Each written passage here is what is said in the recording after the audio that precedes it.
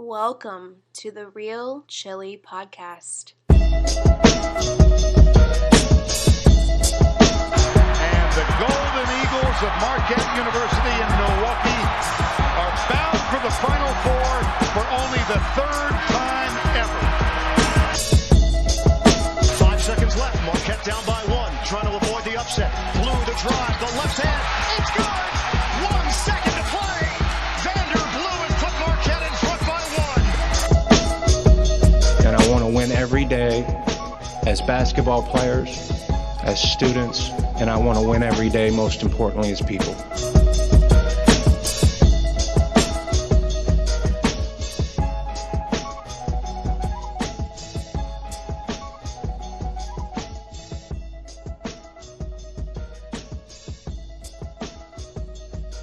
Catherine is fired up as hell. Set it out. Oh, we are back, sweet Jesus. I didn't think we'd be talking to any of you until November, and by the grace of God, the clouds have parted. The Lord has shed his light on the... I'm kidding. We're being overly dramatic. Welcome to the Real Chili Podcast. Pete Mohan, Mike Lavender, Eric Pond, right out of the gate. Mike, did you think the organization, this athletic department, had the balls to do what it did today? Because I am flabbergasted. Brian, I think one of the biggest stories that I haven't seen on Twitter, that I haven't seen talked about enough, is that no one in the Marquette basketball community predicted this year or saw it coming.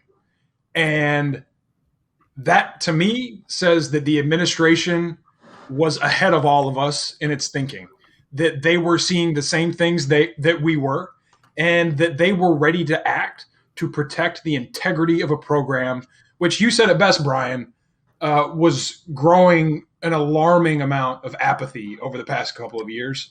And they decided to act, and while I never want to see anyone lose their job, it was time for a change, and I'm glad they acted.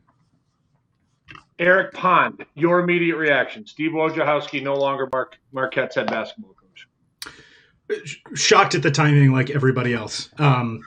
This is coming on the heels of several other high-profile coaches around the country losing their jobs due to performance issues, just the same as what we saw with Wojo. I think the power of the passion of the fan base is really, I think it says a lot. I mean, I do believe that had something to do with this decision. If you go back and trace, I think Bill Scholes, it might have been Bill, it might have been Kuykendall talking to the media last week or earlier this week saying, we're not happy either. We're not happy with this performance, the way the season's gone. We're going to sit down and figure things out.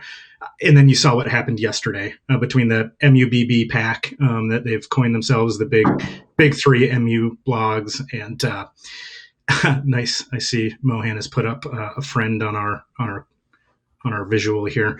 I just think that the power of the fan base moving all together in this direction, it put the administration in a position where they couldn't ignore it and couldn't let it go.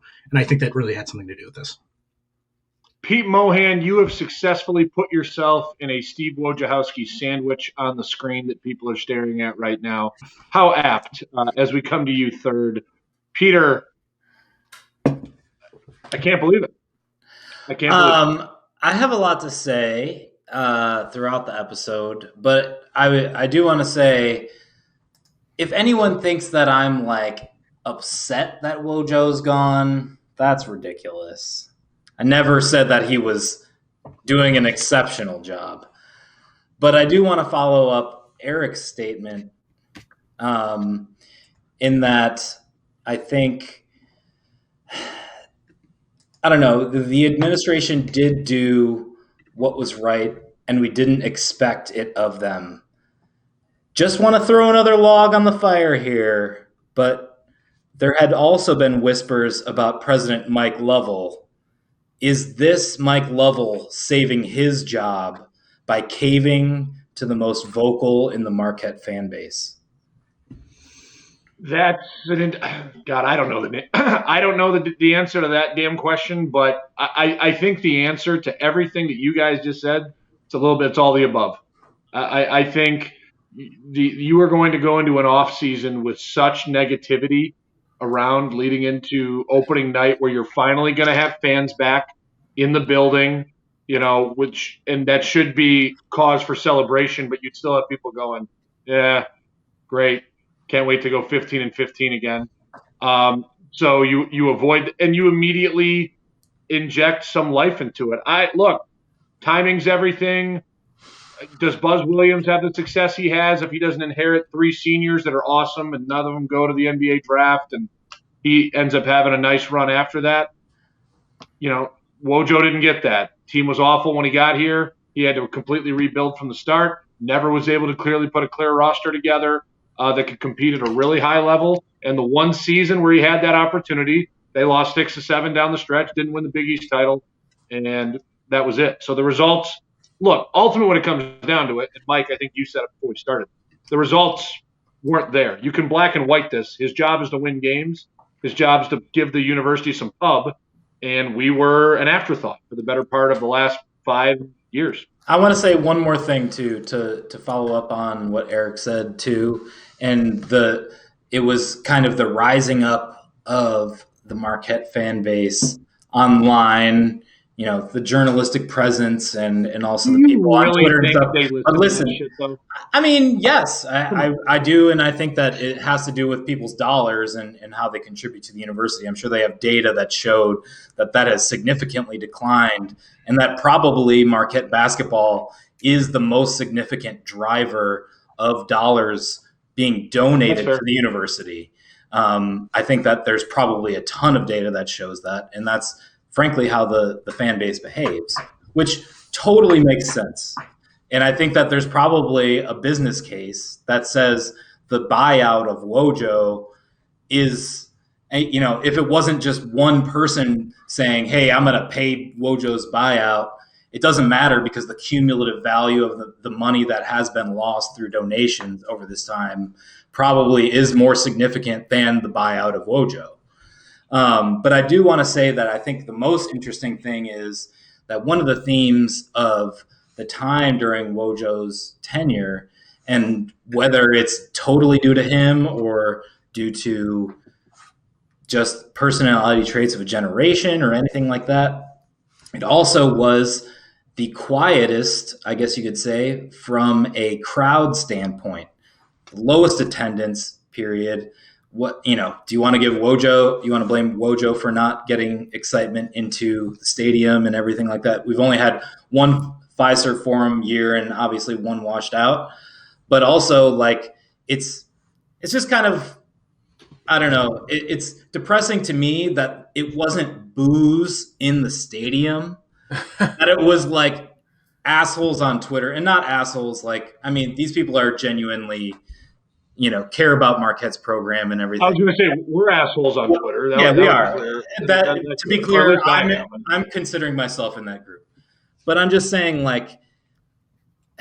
I just wish that it had been actually the voices of the people in the stands that took a stand, and it's pathetic that, this has been overturned or had to been overturned in a season, in a tenure where even at its peak, it was fans half filling up the upper deck. And it's it's kind of unfortunate to me that the university has yielded to the voices of a fan base that can't even fill the stadium. Well, I don't know if they've yielded to me. I don't know if they've yielded to the fan base. They've yielded to 7 years with 0 NCAA tournament wins. Sure. And that's if fine. Boom. And if right there. That's and it. if no, I think your point is right, Pete, that us assholes on Twitter, the one asshole on Twitter who may be a guest very soon. You're not an asshole. We'll have you on in just a little bit. Surprise guest. But that does create pressure. It's not, I don't know if it's significant, Brian, right? But us potting a year ago about it's time to start talking about Wojo in a different way. Does Bill Scholl listen to that and think, uh-oh? No, he doesn't. But it creates and it adds. And I think in its totality, that has some effect. It doesn't have a huge effect, but it has some effect. Right, Eric? I mean, you're a media guy. Sorry, go ahead, Brian. Yeah, well, a little bit, but yeah, I think you see like. Can I say this to you as you're starting? Somebody's listening to that in the building, right? Somewhere in the Al McGuire Center, those voices are hitting somebody. Maybe not the absolute top, but someone's hearing it. Absolutely, and I think you look at the sentiment that we saw yesterday after the publication of that. That final piece that was really well put together. We don't need to dive into it. Anyone listening to this has read it. Absolutely. You see local media, prominent members of media globbing onto it, retweeting it, commenting back on it. All along the way before that, kind of the build up to that. Yes, people are monitoring this. They should be tracking the sentiment if they're smart, and figuring out, what's going on and what people are saying about this program. Do you let that drive your every decision? No, of course not. That's a terrible way to operate. But, do they have some sense of what the fan base is saying in the sentiment amongst the fans? Yes, there's no question. To the point of again, it's too bad that people weren't showing up and booing. You put a bad product out, and again, you have this 3-year whatever. You have this really hard period transitioning from the buzz years to Wojo. Year 7, year 8, year 9. What are you doing? You're not getting more people in the stands unless you're putting that product out that's delivering that. And then what you've done is create this generation that doesn't know the greatness of Marquette. It's the same problem you see at IU. It's the same problem you see with Nebraska football. We're on the verge, and we've talked about this, I feel like ad nauseum, either amongst the 5 of us or on this podcast in the past. We're teetering on that, and that to me is something that I think is recognized. We're at this point. Again, I think this is the culmination of the realization that that's where we are and what we're risking, at risk of becoming. I said it once and I'll say it again. This program is significantly closer to DePaul than it is to Villanova in the conference. Significantly closer. And we've mentioned it, the MUBB pack, which it's Anonymous Eagle, Paint Touches, Crack Sidewalks, right? They teamed up for the first time ever to write this piece. And that was their case. That it was like the Avengers coming together. It really was remarkable. I mean, we've been reading Crack Sidewalks for 15 years. Anonymous Eagle and Paint Touches have come along in the years since then, but they really are the holy trinity of Marquette basketball freelance writing. And well, so let's. I think they deserve this moment too. I'm serious. For example, like Anonymous Eagle, and it's been documented that I'm a Detroit fan. One of the things that I appreciate most about being a Detroit fan is the great SB Nation blogs that exist in the Detroit blogosphere and the great comment environments. And can I just say, can we do this for Anonymous Eagle? Can we actually get some commenting on his articles and that site's articles? Because the dude is churning out articles nonstop and consistently. There's no one there on his articles to discuss. I appreciate people coming at us on Twitter and interacting with ours, but we don't put in half the effort that Anonymous Eagle and some of these other guys do. So please, I beg you, I wish to create a commenting community on Anonymous Eagle's blog under his great articles and any participants on that website. So just one of my pleas to pay those guys back, because sure, maybe they get some change here and there from the advertising and stuff like that, but it's the interactions and that kind of thing that really, I'm sure, a writer appreciates. So that's my brief plea here. If we're walking back in the time machine, right? I think this was Jeff Goodman who broke this first. Pond, you sent the text originally, right? Wasn't it a Jeff Goodman tweet? It was. Yeah, it was sources from, I think, Stadium. That's right. To Stadium that Jeff Goodman was reporting, and that. Yeah, came. I don't even know what time. What? Well, I've got it up here. It looks like it came through at 1:35 p.m. I think that's East Coast time. when I first saw it, I because you screenshotted it, Eric, and you sent it to the text thread. I was in a meeting, and I you look at your phone and you see 10 text messages on our thread, and I'm like, oh, something funny just happened. Someone got Taco Bell. Yeah, someone got Taco Bell. I didn't even look at it until a little bit later, and I honestly first thought, just to illustrate how outside of the realm of possibility it felt, I thought you had like doctored an image or something that said that, because it just didn't seem possible. Did any of you have that reaction that it was like, wait, is this real? I did. When I first scrolled past it, it was like another one of those things. Okay, of course, that's not happened. I think people on MUBB Twitter, across the Twitter sphere, I mean, there's fake reports all the time and people catfishing about firings and whatever. But I saw the blue check mark. Then I saw it was Goodman, and we all know Goodman's as good as it gets when it comes to that stuff, and so rarely is wrong or posts without utmost confidence in his sources. It was extremely hard to believe. Again, common sentiment amongst, I think, anyone in the know or even in the ecosystem of this Marquette fan nation just understood that it would at least be another year or two. The buyout number, I think, is 6 to 7 million is what's been reported. Although, again, we're a private university. That's not public knowledge or publicly, listed. It just seemed like we would have at least another year. Who knows what happens with recruiting?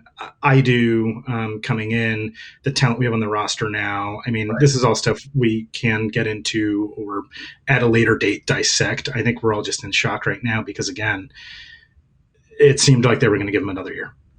I will scapegoat, after I just praised Anonymous Eagle and sent everyone to his site to comment on his articles. Their articles, excuse me. I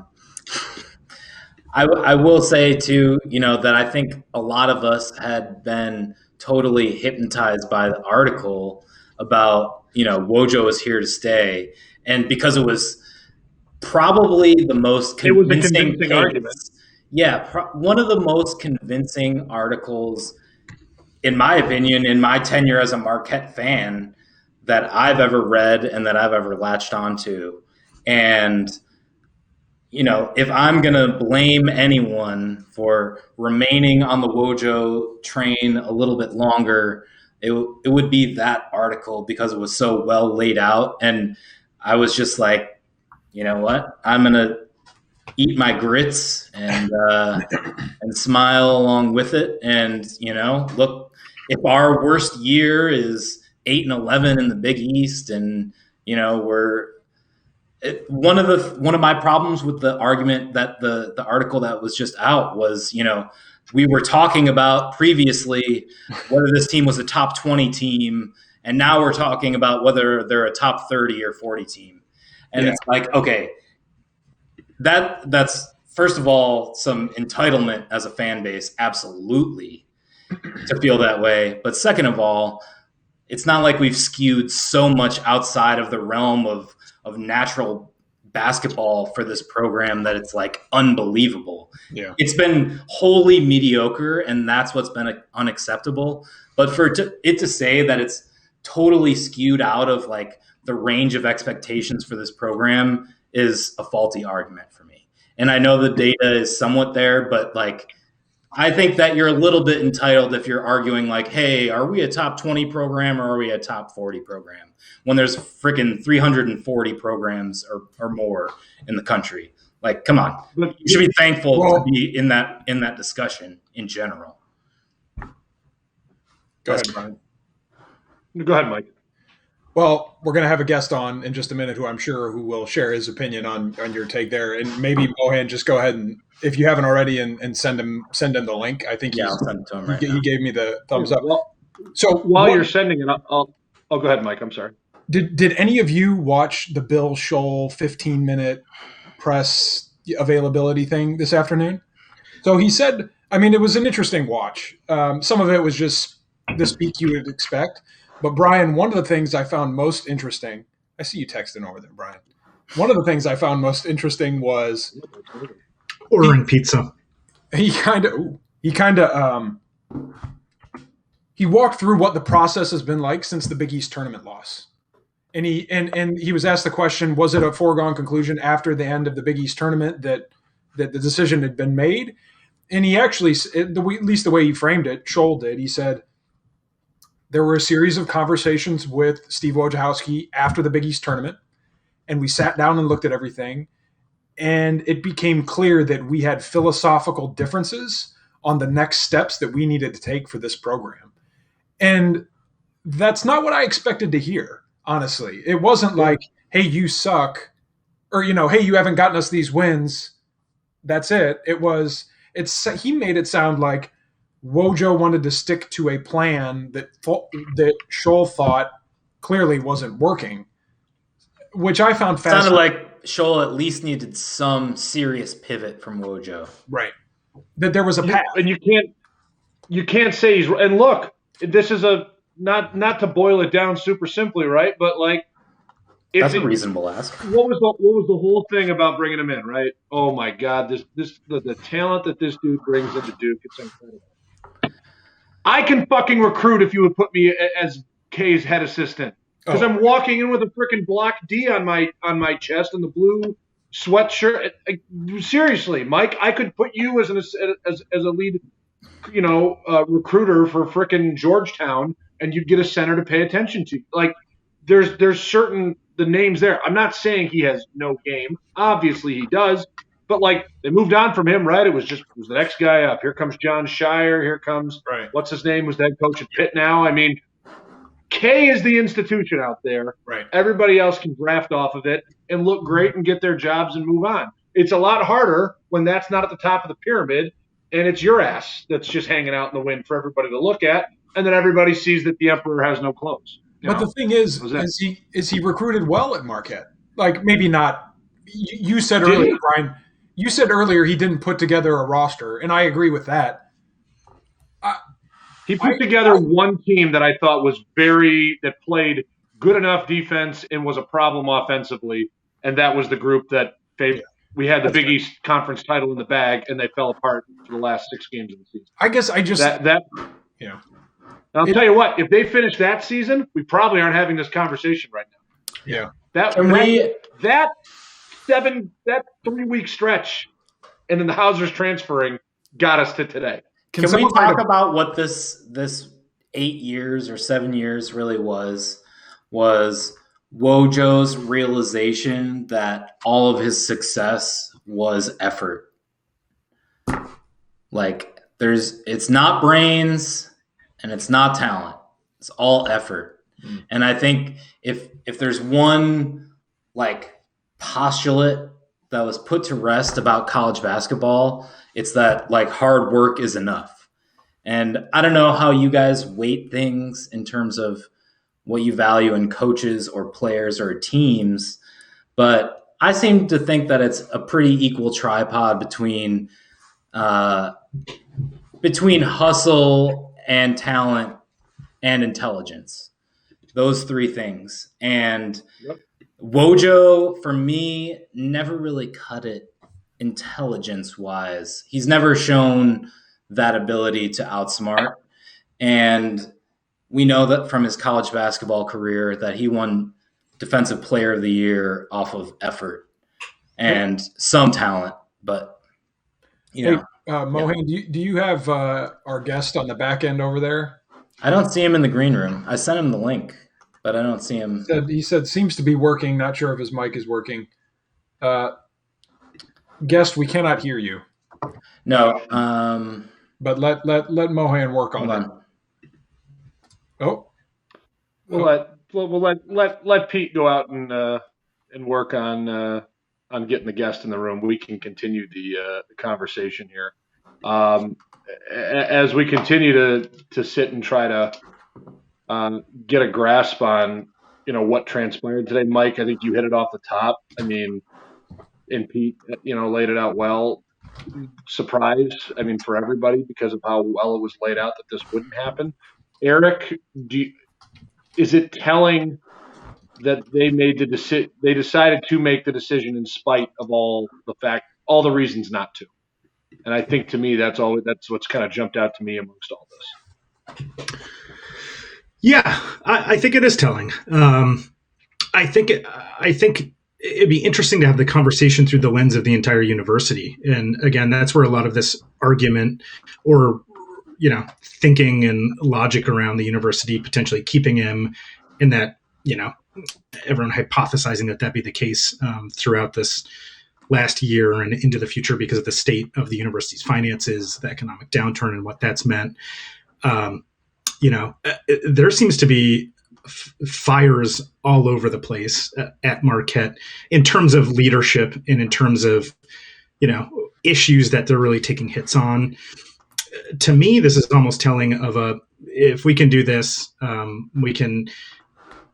This could be a two birds, one stone situation. We don't know it yet. It really could be. You have, this vocal group of Marquette, the Marquette community and particularly faculty who are very upset with Wojo's salary and the money pumped into the basketball program and what Mike Lovell gets paid a year, $1 million, and what they're doing with this recovery money coming from the federal government. Who knows? They could pay the next guy half the amount they're paying Wojo. This could be a philosophical shift for all we freaking know. It better not be. Yeah. And I don't think that's what this is. But if this is a solution that at least quells several fires and at least keeps things at bay and gives them talking points in multiple sort of theaters that they're working in and operating in across the entire university. I think that's probably. I think this is a very complex issue, and we need to understand it as such and not just this is only about basketball and the product on the court. This is about sort of the survival of the university at large and leadership and people and what they're thinking, boosters particularly, about the top of the totem pole at Marquette University. I think that's kind of what this comes down to. Hey, I want to respond to that, but Mohan, can you send a new link? That's what I already did. Oh, okay. And it may just be a hardware issue on that end. I did send a new link and a new email, so if it's not meant to be, it may not be meant to be. So Eric, I think hardware perspective. I think your point, at least what I caught about complex situations and challenges to leadership. I don't know about you guys, but I'm seeing this everywhere. I'm seeing in every organization, in almost every walk of life, there is a challenging of the norms and of leadership that is taking place that hasn't happened in my life. And it's shaking the way that workplaces, the way that universities and function, because it's challenging current power structures. And what I hear you saying, Eric, about what faculty are tweeting or some of that plays into that, and I think it's complex for that reason. But it's just a very weird time. I just want to add to that it's a trend that I see in my professional life as well that tends to manifest itself in a certain tier of mid to upper leadership who are being tasked with the prospects of data-driven organizations, and they turn a defensive shield against it because they don't understand how to drive that bus. And so essentially Brian's confused. Brian's confused because Brian. Well, I mean, isn't the data here just the almighty W? Like, I'm not talking about this. I'm talking about the broader thing here, Brian, that Mike broached. The shift is that there's people in charge, and I don't want to say this is Scholl, or I don't want to say it's anyone in particular, but there's a particular group within management structures in corporate America and throughout many organizations in this country who are being told to morph into data-driven organizations, and they don't know how to add or subtract. So they shit their pants and block everyone beneath them from showing them up, causing inefficiency in the economy and for each and every one of these organizations. And I don't want to say that this constipation necessarily was the product of Wojo staying too long, but this is absolutely an epidemic throughout all of America. And I thank you, Mike, for pointing that out. Continue. Go ahead, Pond. Bykowski's in. Second. Hey. There it is. We got a guest. Friggin' did it. Hold on. Wait, he's not. I'm just going to mute myself. Just let this man talk. Wait, he's not. Bykowski's not in the frame yet. Hold on. I need to update the screen first. All right. Oh, well, that's just bad. That's just bad podcasting right there. That is not bad podcasting. There we go. There it is. All right. Gotta wait till the mesh is seamless. The man, the myth, the legend has arrived. Well, hold on just a second. It's yeah. Okay, go ahead. So, Brian, why don't you do an intro? No, Mike, you've been you set up the introduction. You've been communicating with him all day. So, Alan, yeah, all day. I feel like Alan, we first connected. Might have been late last year, and we had been looking for an opportunity to do this for a long time. I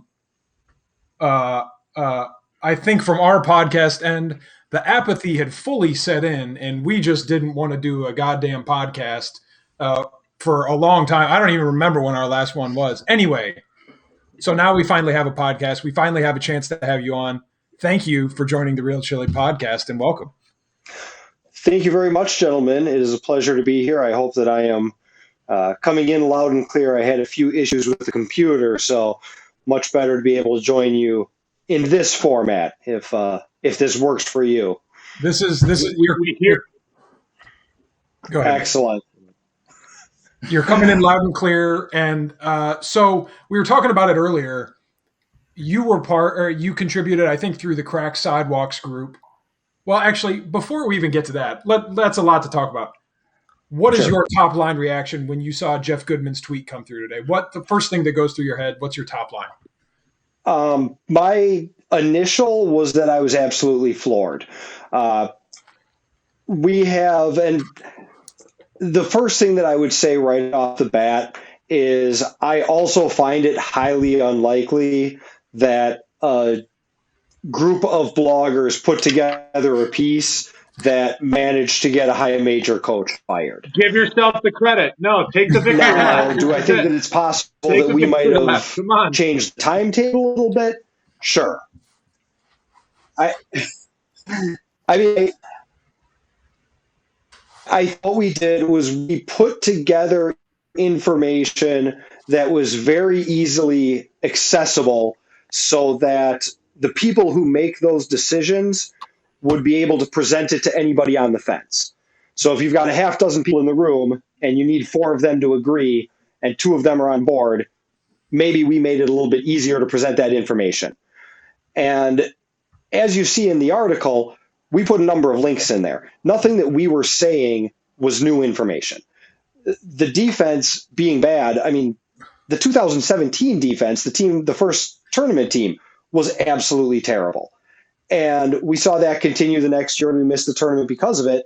And there really wasn't any measurable improvement. The turnovers have been an issue consistently. It hasn't mattered who the staff has had on there. It hasn't mattered who the personnel on the floor has been.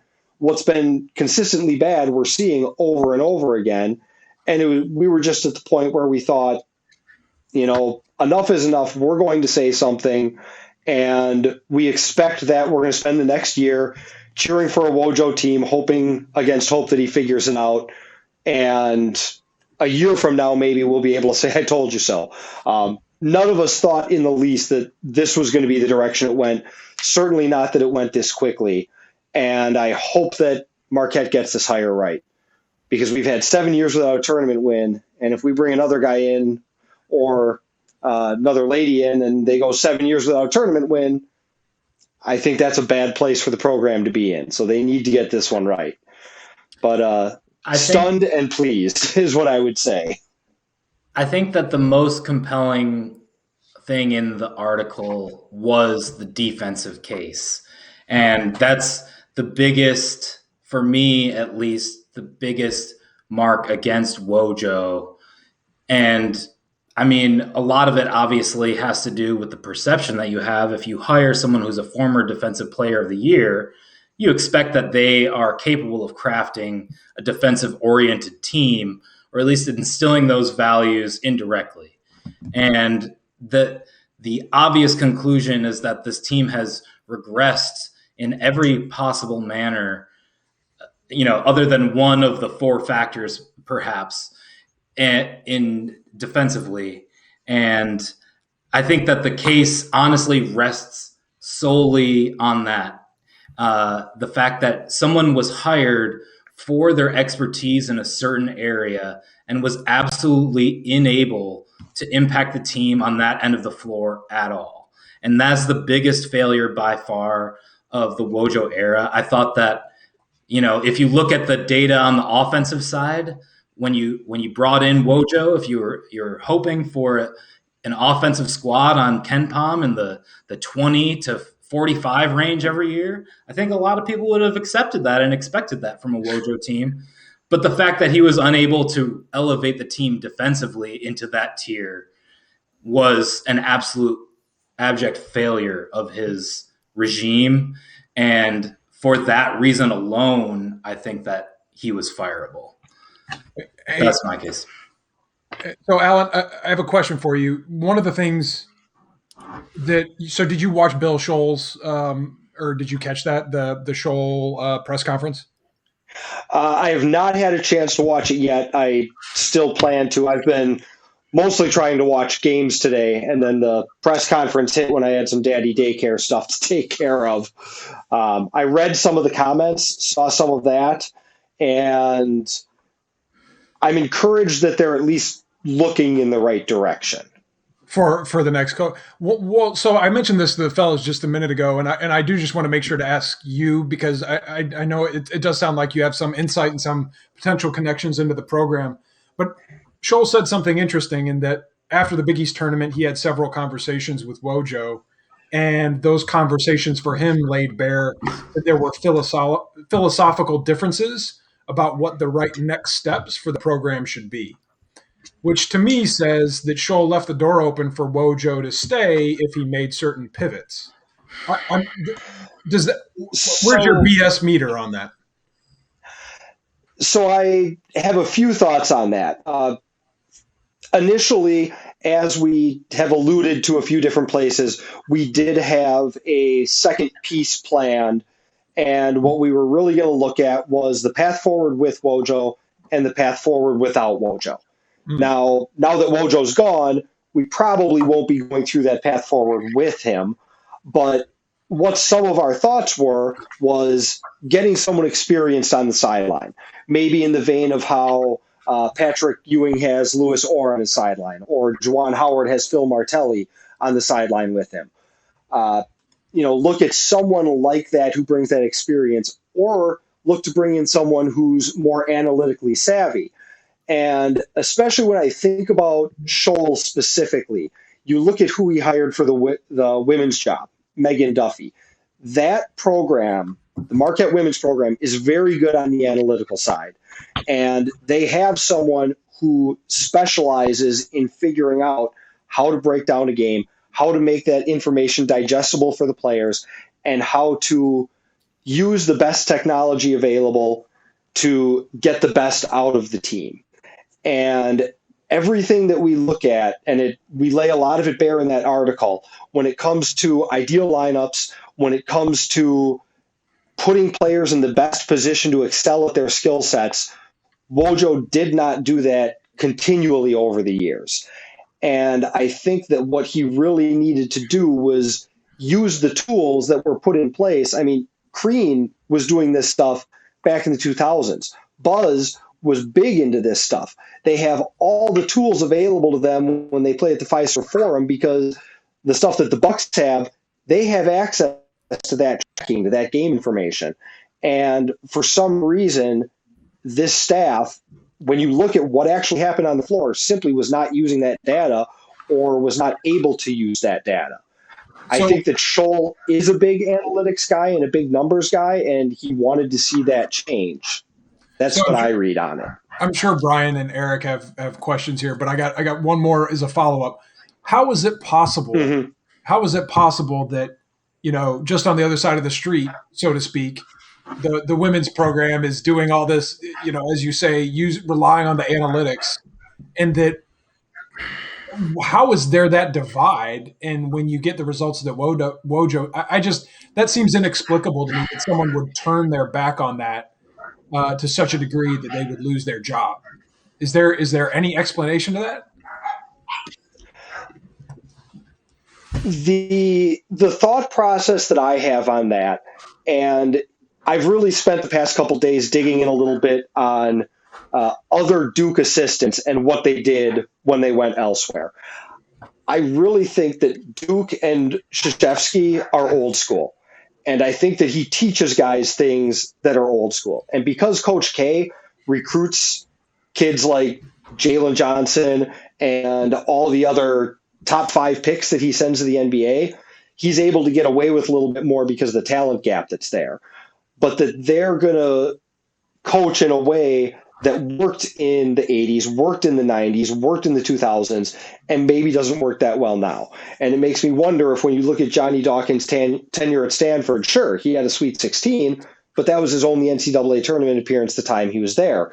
You look at Jason Capel, who had a little bit of success at VCU, but really, aside from Blake Griffin, hasn't been able to do much throughout the course of his career. Chris Collins had one NCAA at Northwestern and hasn't done much else. And I just wonder if these guys are suited for the modern game, and if coaching, especially people who coach only at Duke, only have that experience, if they really have the diversity of thought process to win at a place like Marquette where you're not going to have that level of talent. Right. Brian, Eric, anything? And to use those tools. Right. I'm most interested, Alan. We haven't dove into it yet on our end here.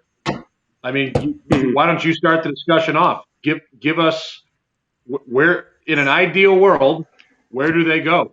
Who is the person that we're all speculating. We got no goddamn. Before you ask that question, Bubbles, can I get one?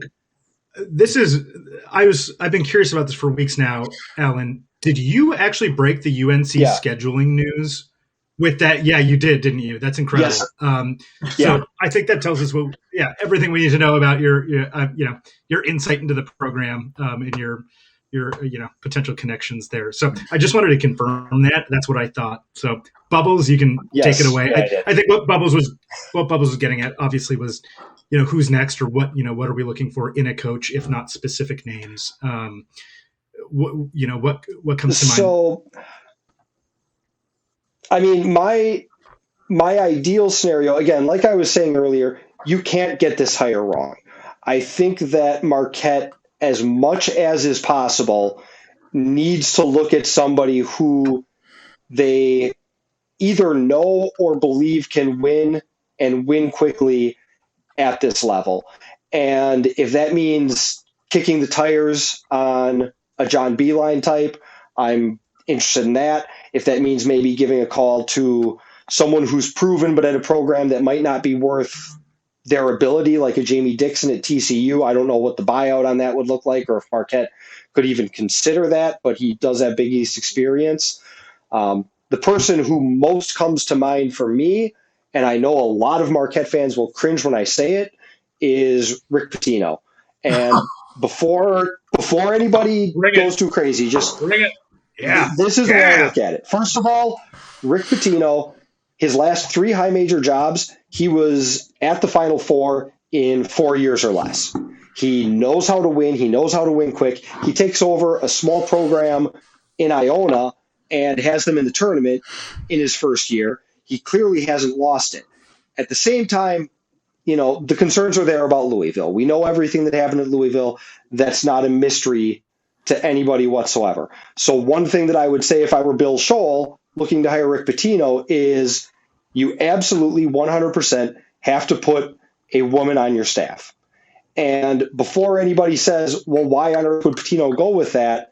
I would point to Bernadette Maddox, who was the first woman ever to coach in NCAA Division I basketball. Who was her boss? Rick Pitino at Kentucky. He's someone who's been there before. He's done this before. And to get a chance at the big time again, because the Big East is a heck of a lot bigger than the MAC, he might be willing to go with something like that. Take a female on his staff so that you're hopefully giving a little bit more control than they've had in the past. And I also look at one of the Christian Dawkins quotes about Pitino. And what Christian Dawkins said was that of all the big-time coaches, Pitino was the one who knew the least about what was going on in his program as far as all of the things that got Louisville in trouble. Now, I understand lack of institutional control. You don't want someone who knows what's going on. But that also says that the people working for him were more so the problem than he was. And if you have a strong institution that's willing to put controls on the program and put people in place to support someone like Pitino, who's a Catholic and would likely be seeking redemption and wanting to make some amends for the situations that he's been in the past, where better to do that than a Catholic institution like Marquette, who, with Steve Wojciechowski, has forged a system where we are running a clean program, where we do have those controls in place, where we have people not just in the coaching ranks that can do that, but who also are doing that in the administrative ranks, in the support ranks, all of the other people around the program who keep the program clean would allow Pitino to both run a clean program and win like absolutely crazy, which is what we are so starved for right now. The YouTube live chat is lit right now with reactions. Yeah. Oh my God.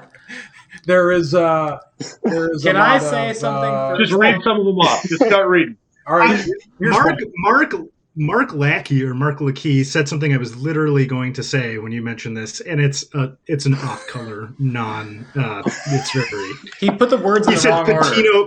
Patino's Arts Performing Center, Rick's there Performing Center, the Arts Performing Center in downtown Milwaukee. They would be getting some business. They've got a silk down there now. They do. I was Really? I was ready to come on here and deliver 10 minutes on why John Beilein should be the next head coach. I don't even think I want to do it anymore. I'm ready for Rick. Sign him up. Let's go. We didn't even get into Rick's threads. Rick really taking on that mantle of fashion-forward head coaches. Hey, that's all of JoJo you out material there. every week. Sometimes you got to live long enough to see yourself become the villain. Bring it. Let's go. Yes, we hated this guy for a long time. You know what? It's only going to be for 4 or 5 years. Let's go. Okay. That's the other thing with Pitino. I'm tired of not being in the damn tournament. All right. Bring him aboard. You're looking at what? So assuming it's maybe 6 to 10 years at the most that he'd be around.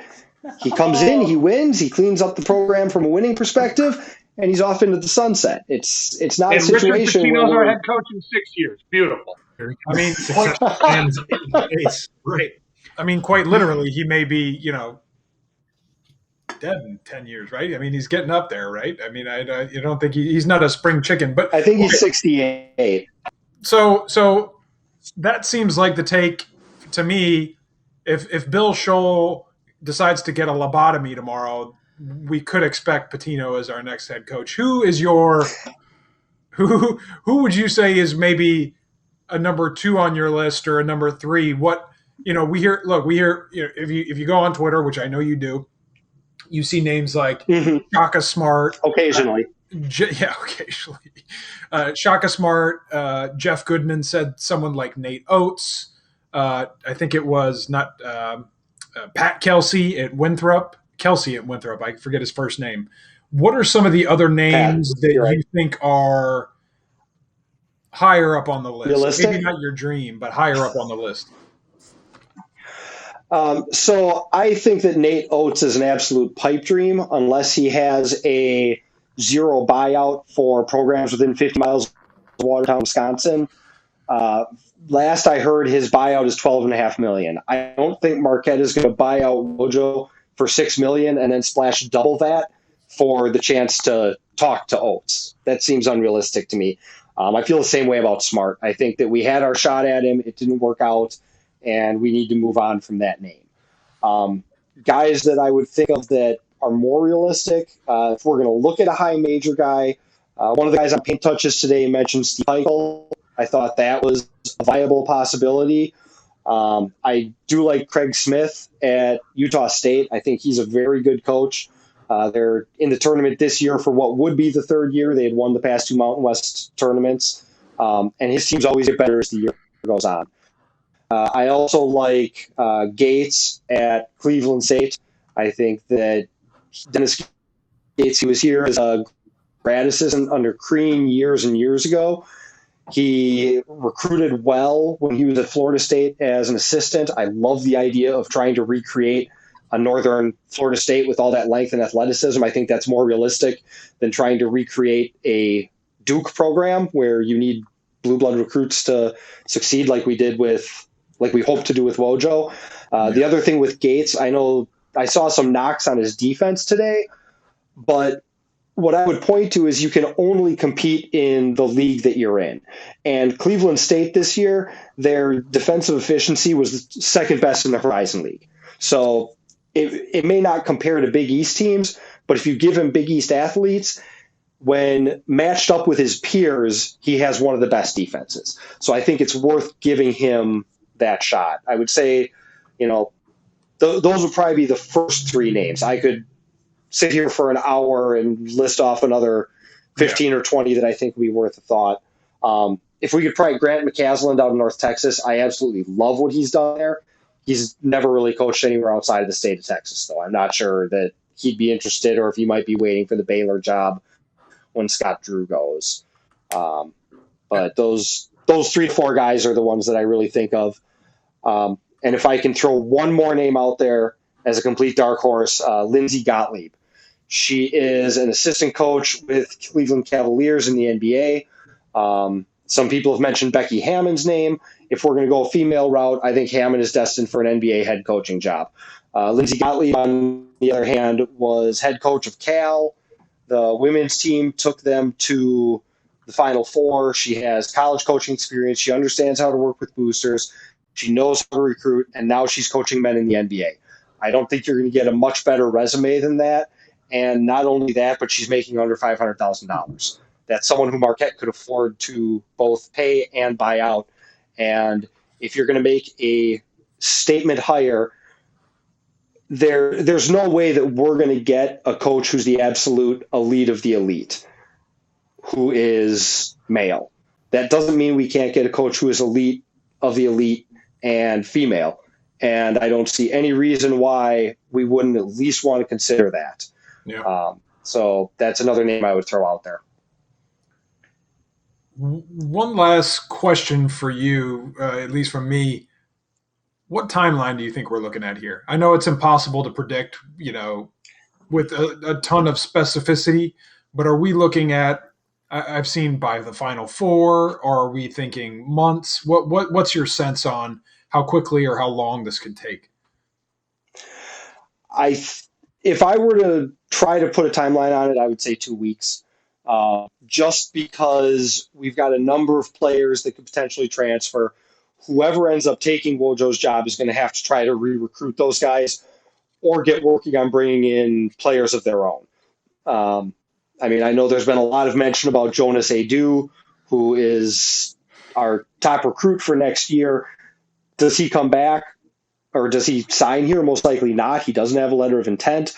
But if you get a coach in place quickly, maybe it's someone who can re-recruit him and convince him to stay. That said, our next coach may still be coaching. And if that's the case, obviously we're not going to be announcing someone who is still working in the NCAA tournament for the next few days or few weeks. Right. So if that's where their top target is, it might be a little bit longer. But I can't see it going really any longer than 2 weeks. And that's just my guess in reading tea leaves. I don't know that for sure, but that would be my slightly marginally educated guess. Well, I'll tell you what, that it is What's incredibly. Wojo's next stop? Yo, good question. Sorry. Give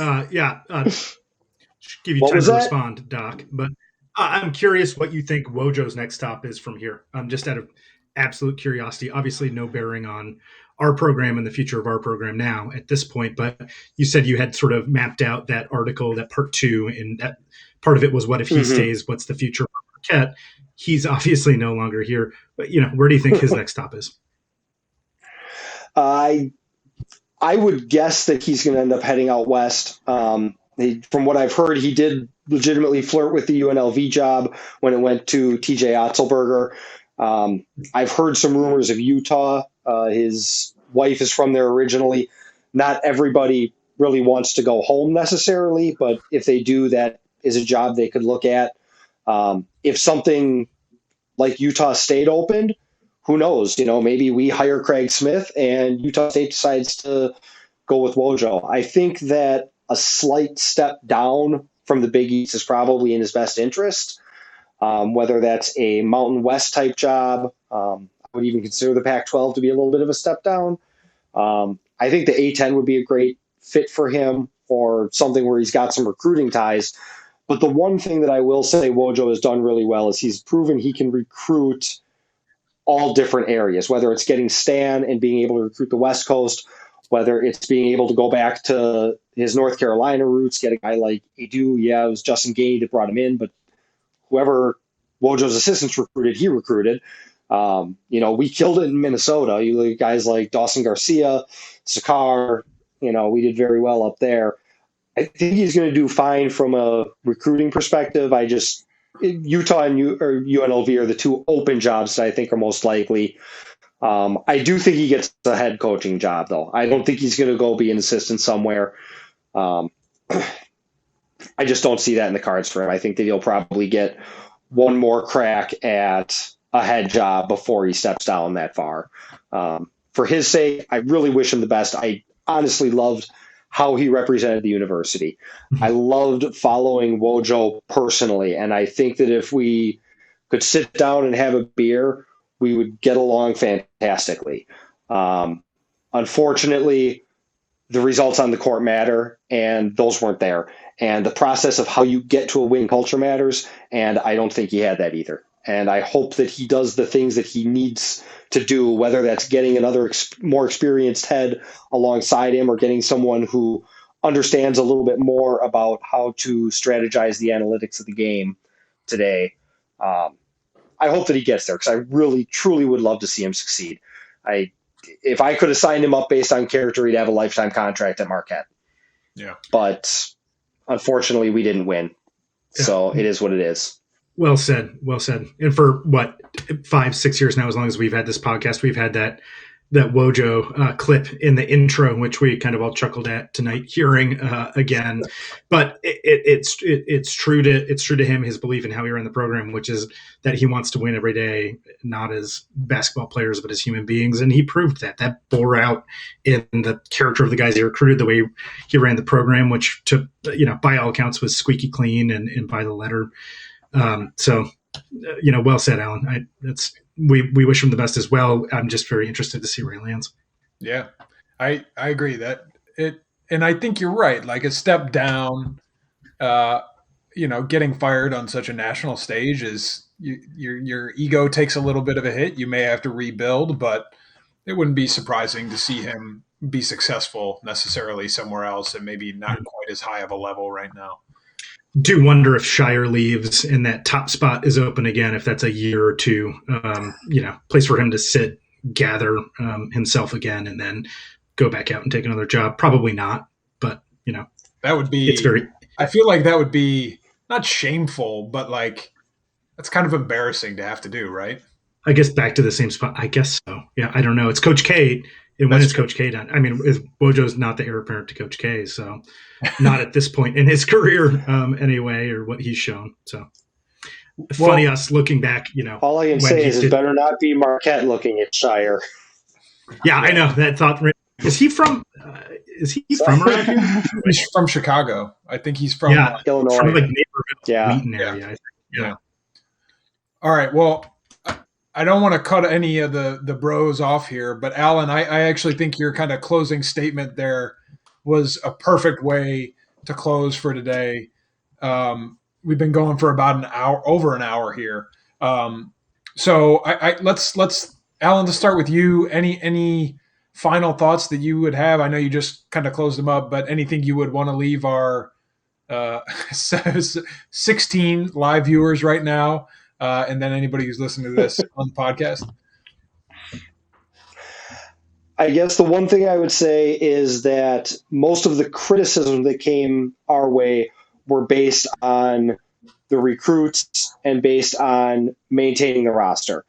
And anybody who is thinking that way, think back to when Wojo took this job and he was celebrated because he kept the entire roster together.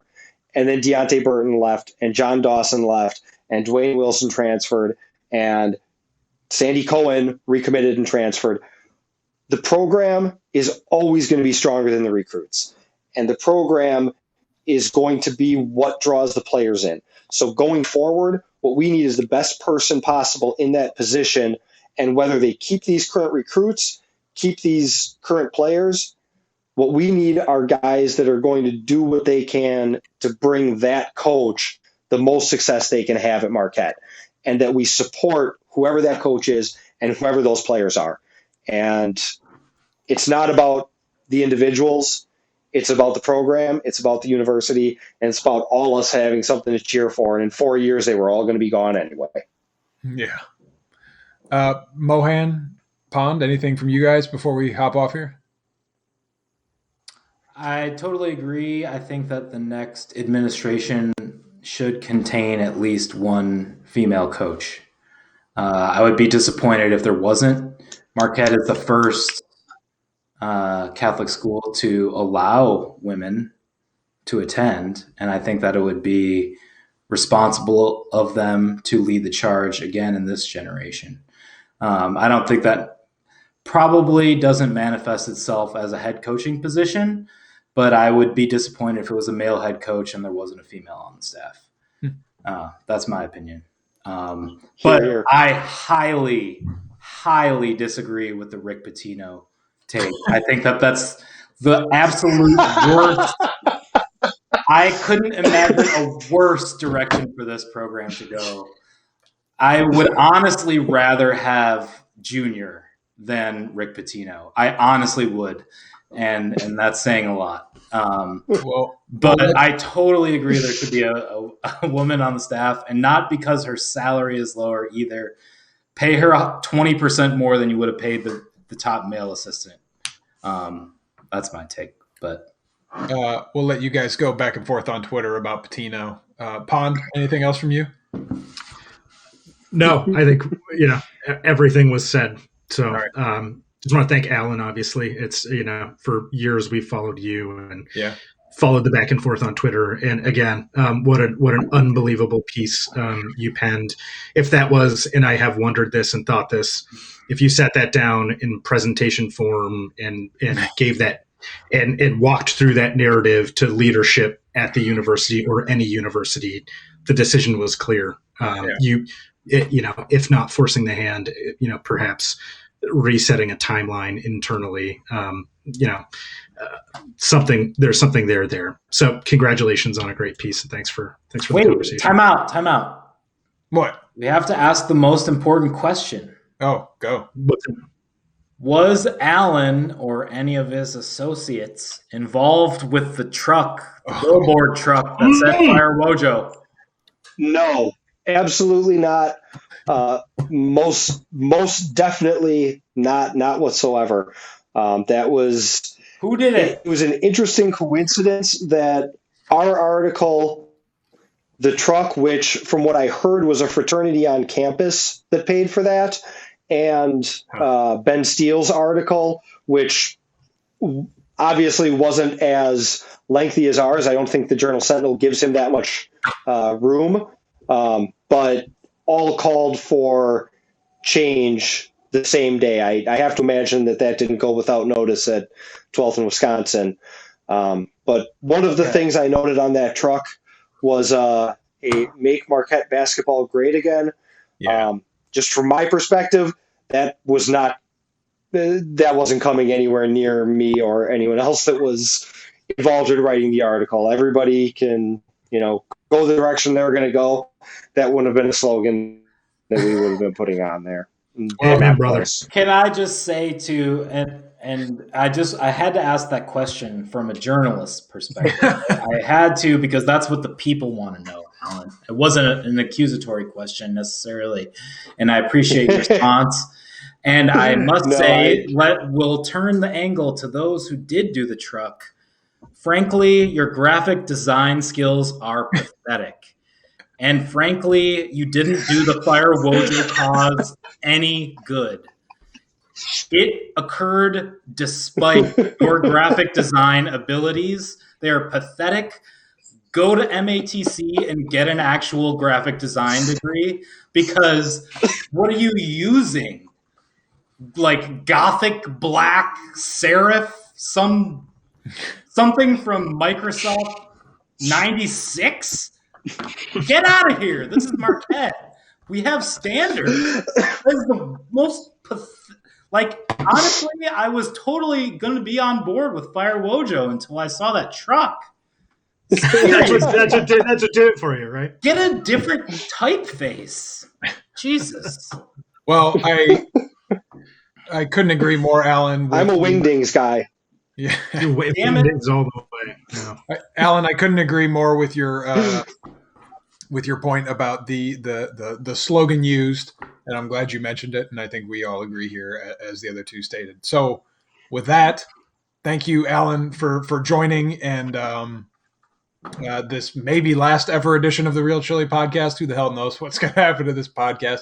Brian just took off in the middle of it. I don't know where the fuck he went. Smart. But had something else to do, so apparently he's in the comments. I haven't seen. Anyway, Alan, thank you for joining.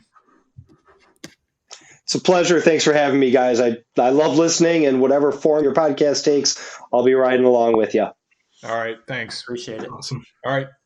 Thanks, everyone, for listening to the Real Chili Podcast. We'll talk to you next time.